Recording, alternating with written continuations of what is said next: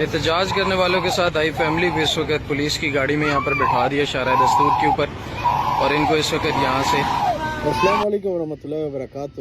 یہاں پہ کچھ پٹواری کی قسم کے لوگ جس کے دماغوں میں، جن کی کھوپڑیوں میں کچھ بھی نہیں ہے، وہ کہیں گے کہ یہ بچے اور یہاں فیملی کیوں آئی ہے احتجاج کے لیے۔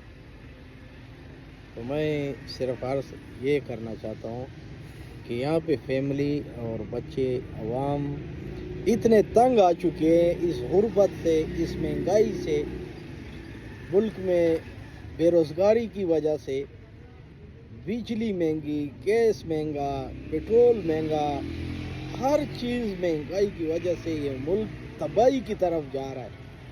عوام مجبور ہو کہ اپنے بچوں سمیت، اگر کوئی ایسے لوگ ہوتے ہیں جو بہت حد تک مجبور ہو جاتے ہیں تو وہ مجبوری سے نکل آتے ہیں۔ کب تک ہم ان غلام، ان ظالموں کے آگے ہم نے جھک کے رہنا ہے اور ان کی غلامی ہم نے برداشت کرنی ہے؟ اس ٹائم ملک میں ہر طبقے کا بندہ پریشان ہے۔ ہر وہ طبقہ جس چیز سے وہ وابستہ ہے، ہر کاروباری بندہ، ہر زمیندار، ہر سفید پوش، ہر گھر والا، ہر تنخواہ دار اتنا پریشان ہے اس ملک میں ان ظالموں کی وجہ سے، جو اپنی عیاشیاں کرتے ہیں اور ہمارے اوپر مسلط ہے۔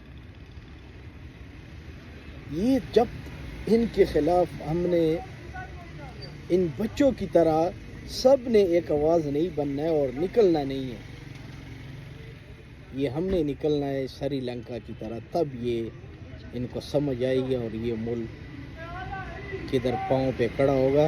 نہیں تو ہمارے ضلالت اور رسوائی کے دن مزید آنے والے ہیں۔